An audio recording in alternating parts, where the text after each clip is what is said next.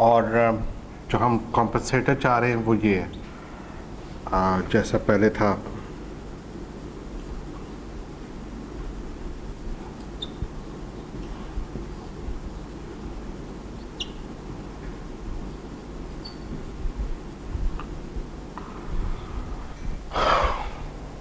और जो हमारी रिक्वायरमेंट है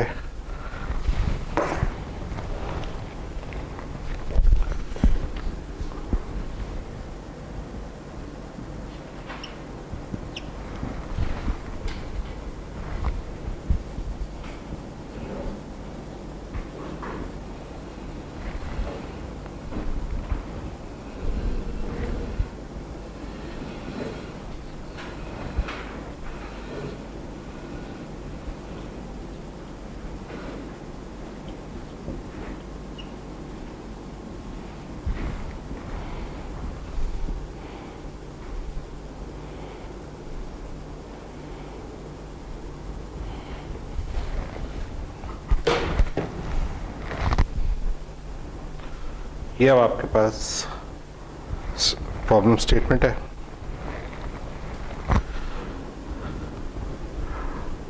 एक काम करें, स्टेडी स्टेट एरर का एक्सप्रेशन निकाल सकते हैं आप? मुझे ये ट्रांसफर फंक्शन निकाल के दें।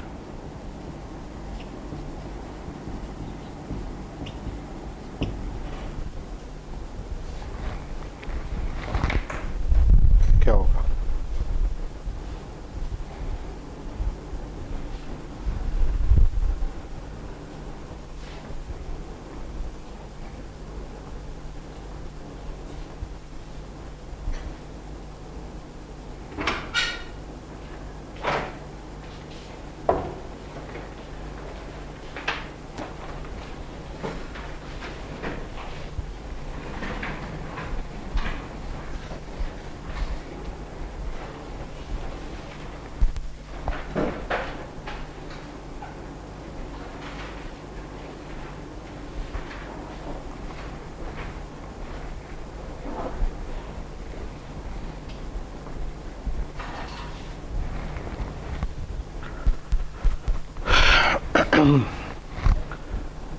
ये अब आपके पास यहाँ पे EFS है, तो RFS से EFS का जो फॉरवर्ड गेन है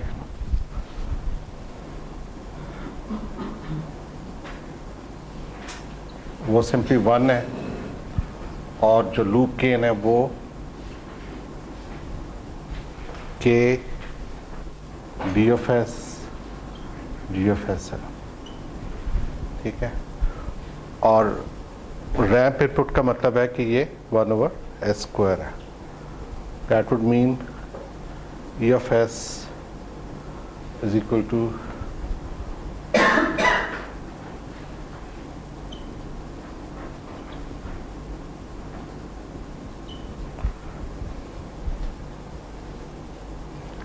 अब अप्लाई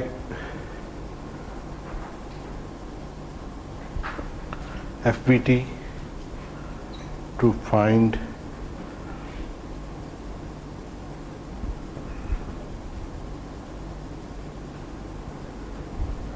करें, फाइनल वैल्यू थ्योरम लगाएं और इससे मुझे स्टेडी स्टेट एरर फाइंड करके दें फॉर अ रैंप इनपुट।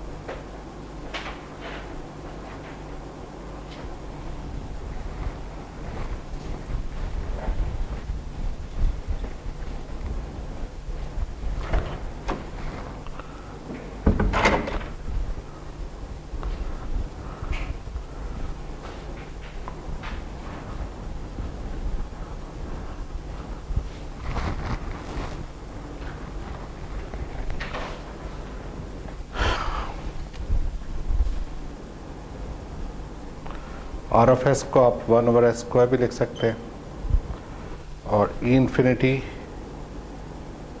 और E S S will be equal to limit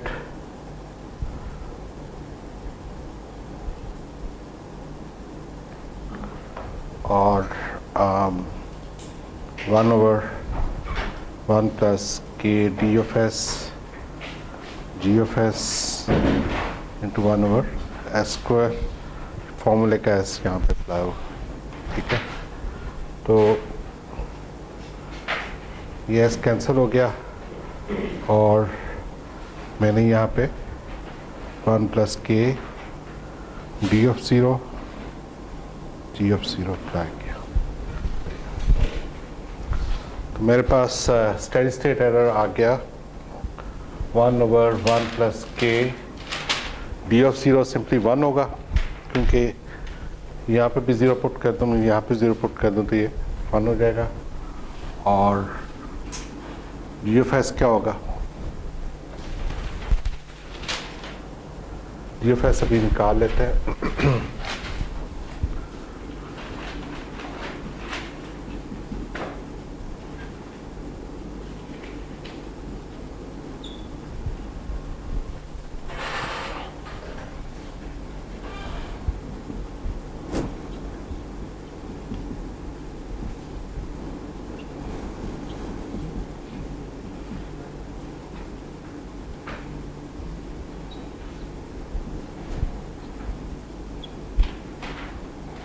मेरे पास क्या आ जाएगा, 0 पुट करूँगा मैं तो 1/, ये सारा 0 हो जाएगा और नीचे k आ जाएगा, ठीक है। हसन क्या नहीं समझ आया? हाँ, ये फाइनल वैल्यू थ्योरम का फॉर्मूला ये होता है कि अगर मैंने एक फंक्शन है ना मेरे पास, for example A of S है, ठीक है, और ये जो है ना that is basically Laplace of A of T, ठीक है। तो मैं कहता हूँ कि जी ए ऑफ इंफिनिटी मतलब T approaches infinity is equal to s approaches 0 into s e of s, ये फाइनल वैल्यू थ्योरम है, ठीक है। मतलब बेसिकली आप s से मल्टीप्लाई करते हो और s को 0 पुट कर देते हो, तो आपको इन्फिनिटी टाइम पे स्टेडी स्टेट वैल्यू मिल जाती है।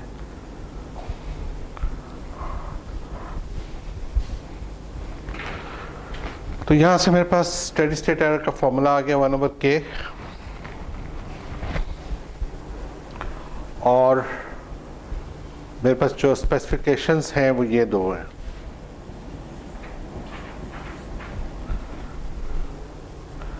ESS should be less than 0.1, इसका मतलब है कि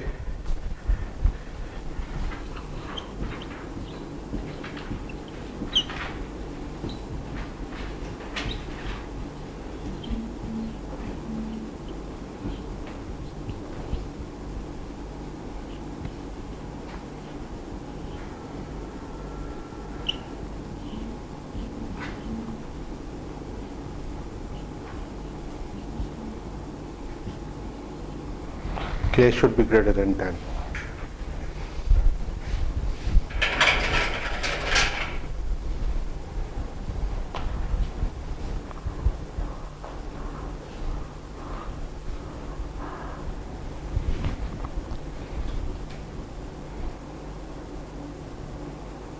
तो मैं रफली k को 10 रख लेता हूँ, ठीक है।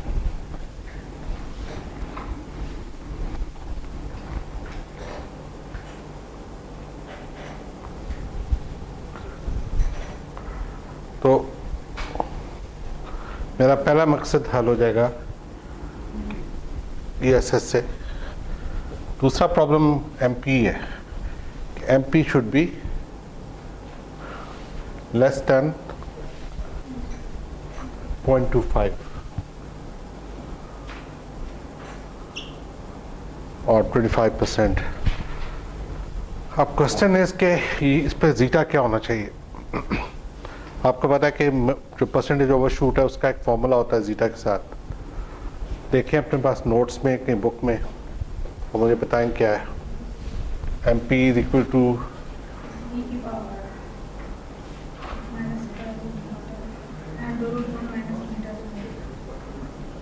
ऐसे ही है। सॉल्व करें और मुझे बताएं जीटा क्या होना चाहिए।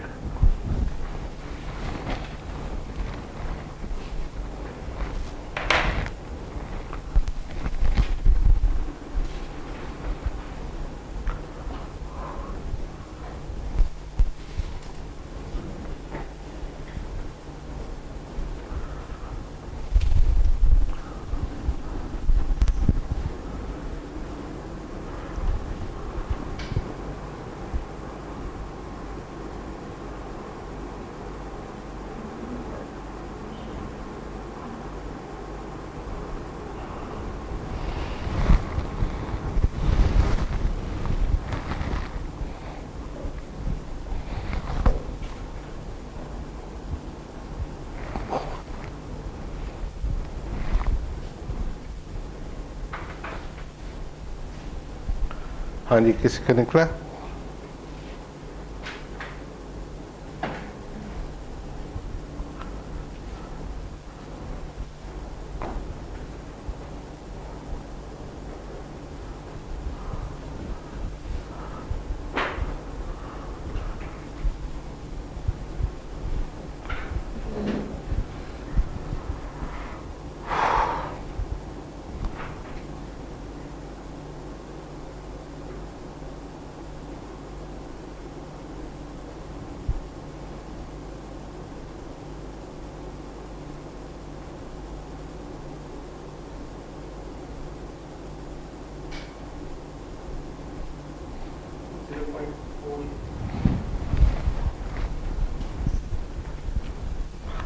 लेट्स से कि 0.4 आ गया जीटा।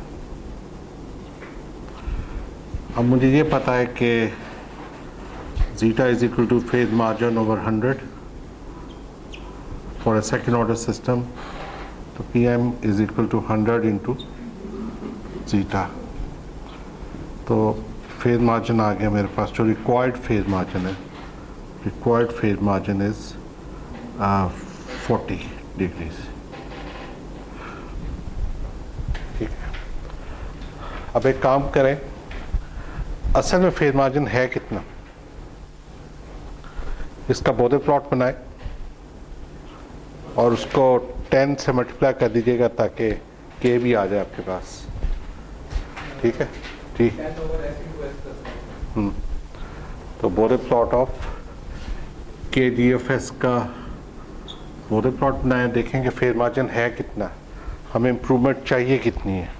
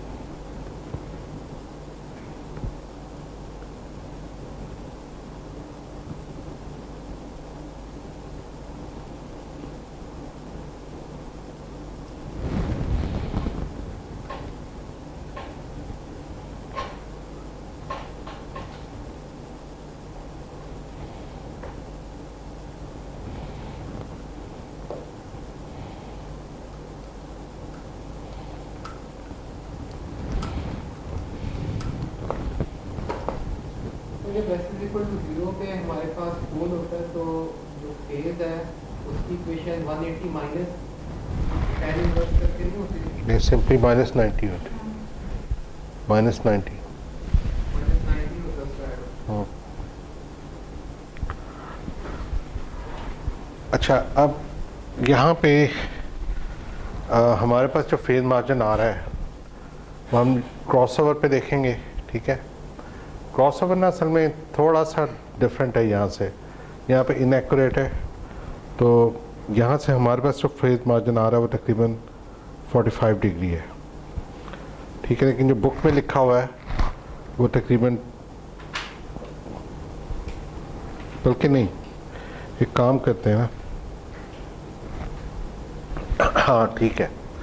अच्छा, अब मैंने क्या किया कि मैंने 10 से इसको मल्टीप्लाई किया, ठीक है।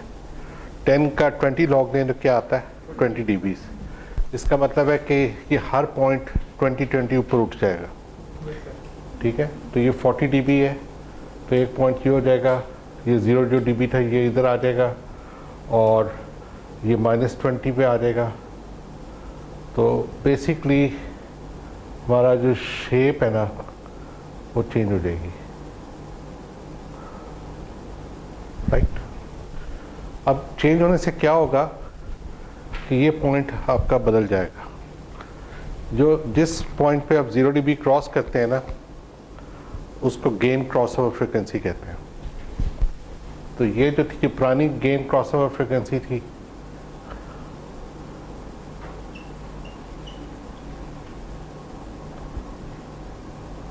ये अब नई वाली है।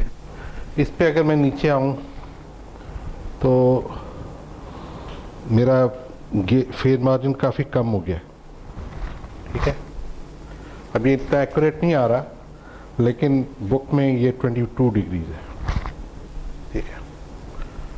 अब अगर phase margin, actual phase margin जो आया मेरे पास वो आ रहा है 22 डिग्री। रिक्वायर्ड कितना था? फेज मार्जिन रिक्वायर्ड जो है ना वो 40 + 10 कर लेंगे। ये हम ना सेफ्टी रखते हैं, इस पर हम सेफ्टी मार्जिन एक कुछ रखना चाह रहे हैं। ये आ जाता है तकरीबन 50 डिग्री, ठीक है। ये अब आपका फेज मार्जिन होना चाहिए। अच्छा, अब फेज मार्जिन किस फ्रिक्वेंसी पे आ रहा है? फेज मार्जिन आपका गेन क्रॉसओवर फ्रिक्वेंसी पे आता है। तो गेन क्रॉसओवर फ्रिक्वेंसी यहाँ से पढ़ना एग्जैक्टली मुश्किल है, लेकिन ये तकरीबन 2 रेडियंस पर सेकंड है, ठीक है। तो मेरे पास एक तो गेन क्रॉसओवर फ्रिक्वेंसी जो आ गई, जिसको मैं बैंडविड्थ भी कहता हूँ, ये 2 रेडियंस पर सेकंड आ गई, ठीक है। और ये मेरी ओमेगा मैक्स है। अब फेज मार्जिन में कितना फ़र्क है? 50 और 22 में कितना डिफरेंस आता है? तो आपकी जो 5 मैक्स आएगा वो आएगा PM required minus PM actual. तो ये आ जाएगा 50 - 22 इक्वल टू 28 डिग्रीज। हाँ सर, अब जवाब मिला कि 5 मैक्स और ओमेगा मैक्स कहाँ से आ रहे हैं?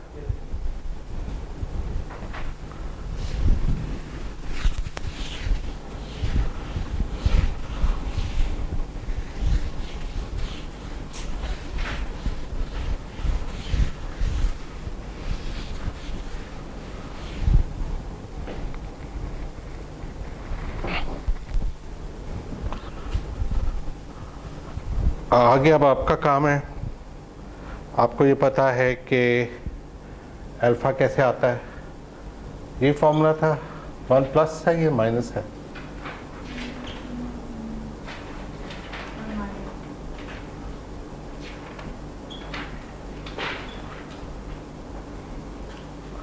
मुझे यहाँ से अल्फ़ा निकाल के दिखाएं क्या होगा।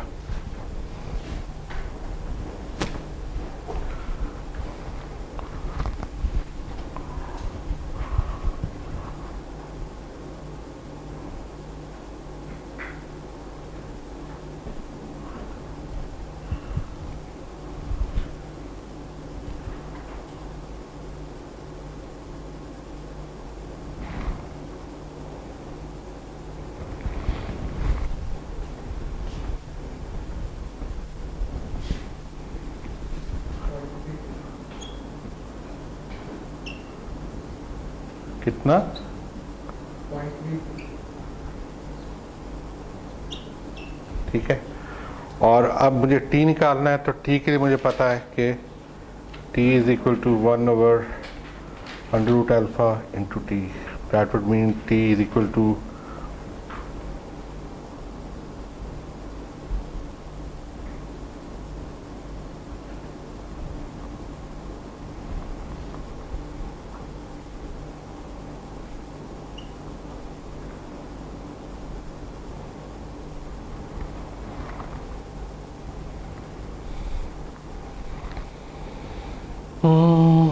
कितना आ जाएगा? 0.8। 0.83। यहाँ से मेरे पास अब 0 आ गया 1/0.86, दैट इज 1.2, और पोल आ गया 1/α इंटू टी। कितना आएगा ये?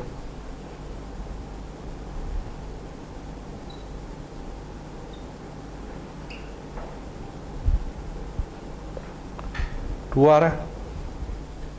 अल्फा टी नहीं होगा, हम्म, अल्फा टी 1/अल्फा टी ना। सॉरी।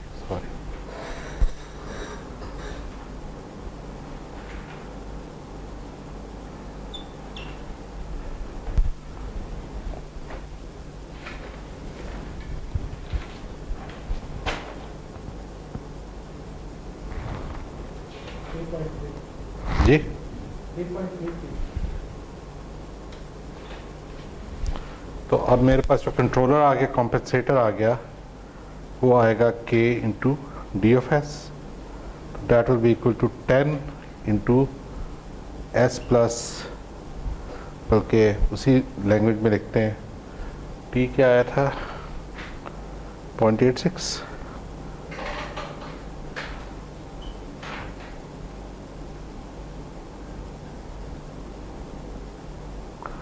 और 0.36 इंटू टी कितना आ रहा है?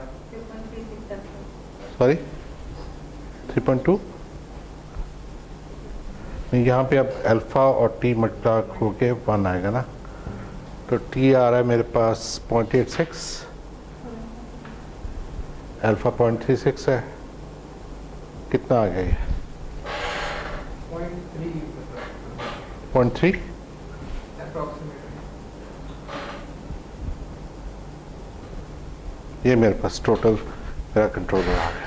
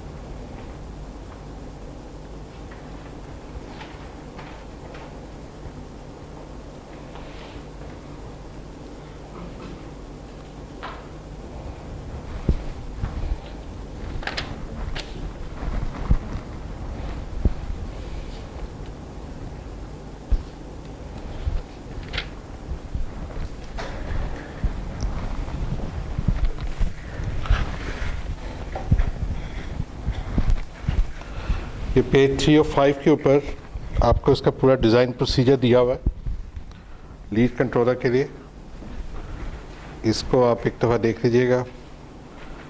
तो सबसे पहले हमने ओपन लूप गेन निकाला, जो कि स्टेडी स्टेट एरर को ठीक करेगा या आपकी क्रॉस ऑफ फ्रिक्वेंसी को ठीक करेगा। उस गेन को निकालने के बाद आप फेज मार्जिन एक्चुअल निकालेंगे और रिक्वायर्ड निकालेंगे। ठीक है, रिक्वायर्ड फेज मार्जिन आपका जीटा से भी आ सकता है और उससे तो वैसे ही आपको रिक्वायरमेंट दी गई हो, और उनसे दोनों के डिफरेंस से आपको पता लग जाएगा कि आपको फेज कितनी इंप्रूवमेंट चाहिए। उस फेज में आपने 10 डिग्री ऐड करना। ठीक है, वो जो 10 डिग्री ऐड होगा उसके बाद जो फेज आएगा वो आपका 5max होगा, और आपने नोट कर लेना है कि वो किस क्रॉस ओवर फ्रिक्वेंसी पे आ रहा है, वो आपका ओमेगा मैक्स होगा। इन दोनों को यूज़ करके अल्फ़ा और कैपिटल टी निकालेंगे आप इन दैट सेट। नहीं नहीं, ये हमने ड्राइव किया है इसको, स्टेडी स्टेट एरर से निकाला है। देखें ज़रा,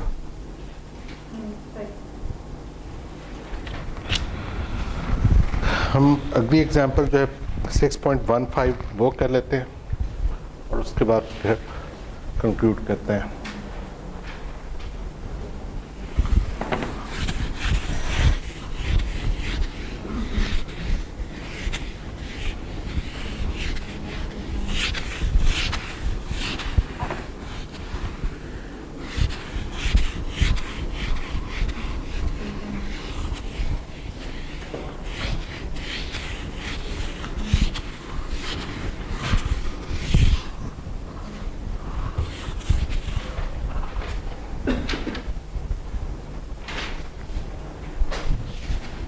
कि आपने ना ये स्टडी स्टेट एरर से निकाला था जी, ये गिवन था, ये दो चीज़ें गिवन थी।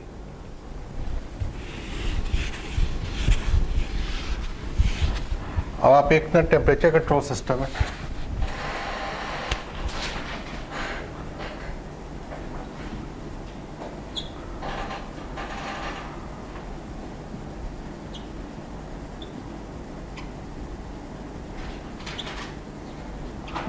और उसका जो ट्रांसफर फंक्शन है